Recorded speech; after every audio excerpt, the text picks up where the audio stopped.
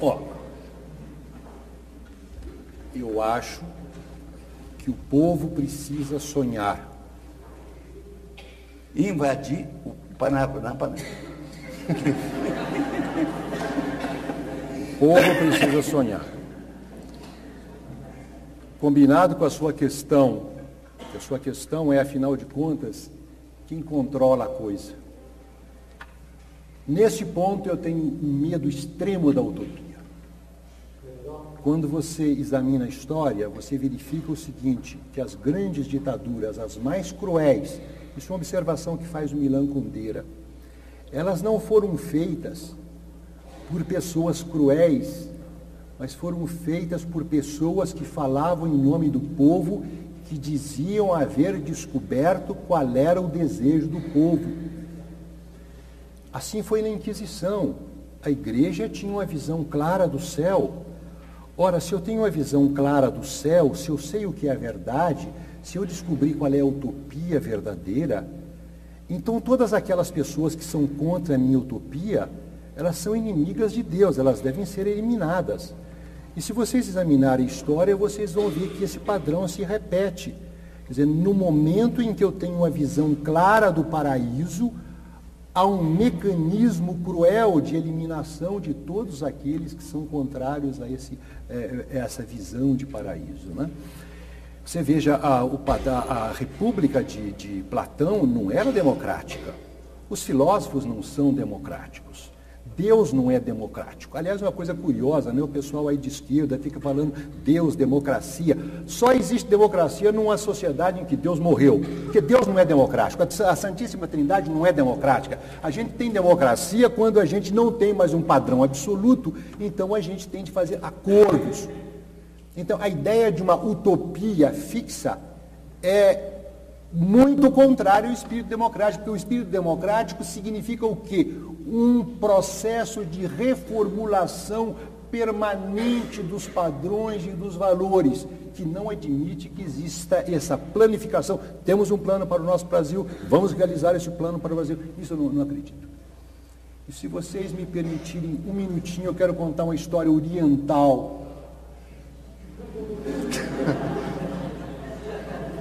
Que foi contada por um paciente. Você vê, a grande fonte da minha inspiração é lá no meu consultório, né? Eu sou psicanalista, um paciente me contou essa história. Um homem era muito rico, fazendeiro, e morreu, deixou a sua propriedade para os seus filhos. Todos os filhos receberam terras maravilhosas, menos o mais jovem, que recebeu um charco. Vieram os amigos dele, começaram a chorar e dizer: oh, desgraça, seus irmãos ficaram ricos, você ficou pobre. Ele disse: se é bom, se é mal, só o futuro dirá.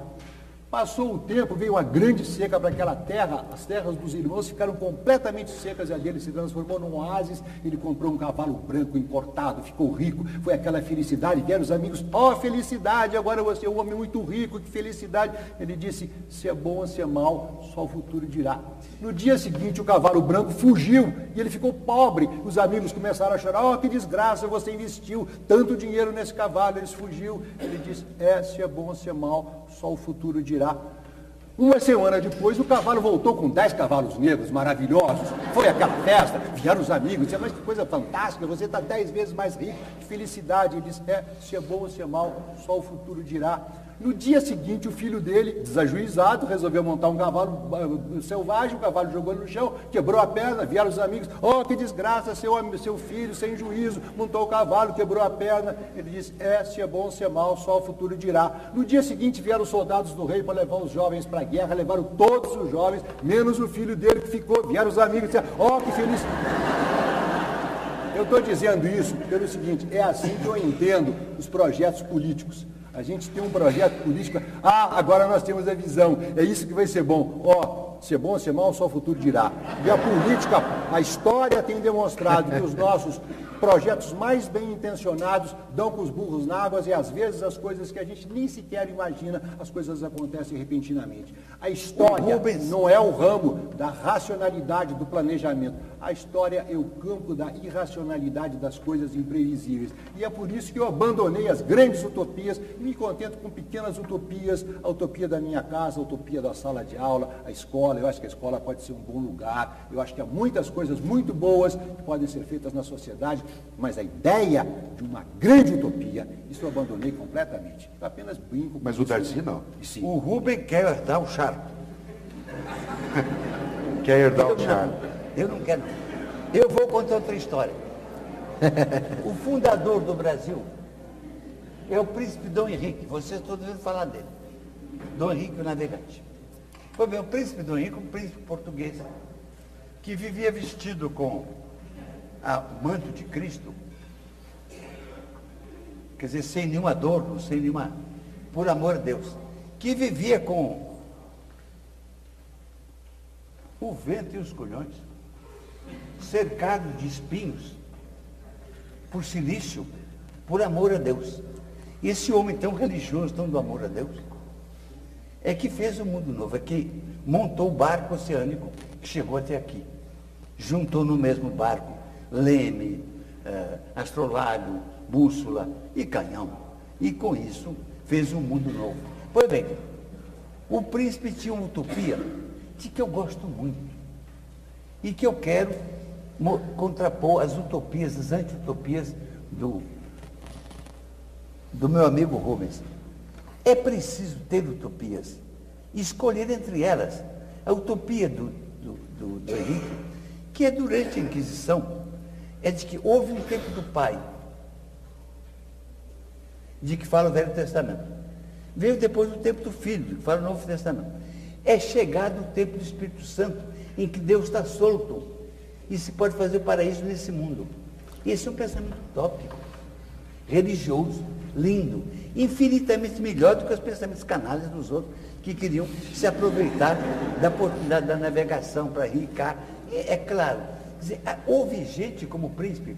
Você calcula o seguinte: o príncipe, em 1454, o Papa deu uma bula para o príncipe. A bula, o Papa dizia que onde você chegar e meter sua pata, a terra é sua. Ele estava percorrendo a costa da África. O negro que você puser a mão é seu escravo seu e de todos os seus descendentes até o fim do mundo. Ou seja, há uma ordem no mundo que é uma ordem contra o homem, é uma ordem contra a maioria dos homens. E é preciso lutar contra essa ordem, é preciso ter clareza contra essa ordem. Então, uma contradição, digamos, aquela vontade papal que vinha lá, como uma igreja organizada, burocrática, e o príncipe que, apesar de tudo, estava sonhando com o comunismo, ou com o socialismo, ou com a construção do paraíso na Terra, que no fundo é o que nós queremos, é o que eu quero, e que o Rubem, apesar dele, tem que querer também. Não é só na casa dele, está muito contente com a casa dele, com a sala de aula dele. É sala de aula para todo mundo, casa boa para todo mundo. Não, mas veja só, Rubens. Posso dizer só uma coisa, Darcy? Claro. Vocês vejam, eu concordo inteiramente que é preciso ter utopia. Eu falei sobre a necessidade dos sonhos. Eu só não concordo com uma coisa que o Darcy falou. Eu não quero que os políticos sejam administradores dos sonhos do povo. Quem deve ser, então? Isso é que eu não sei. Essa é a minha dor. Só o futuro dirá? Eu não sei. Só o futuro dirá. Eu sei. O Darcy sabe. O imperador sabe.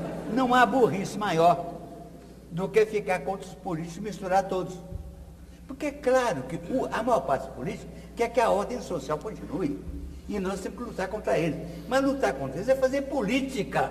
Eu preciso do Rubem político para lutar contra a canalha política.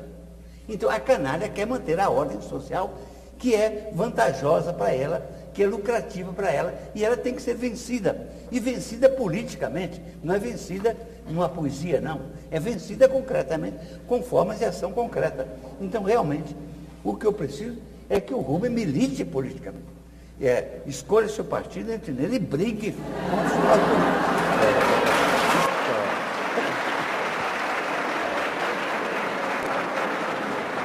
Jamais. Jamais.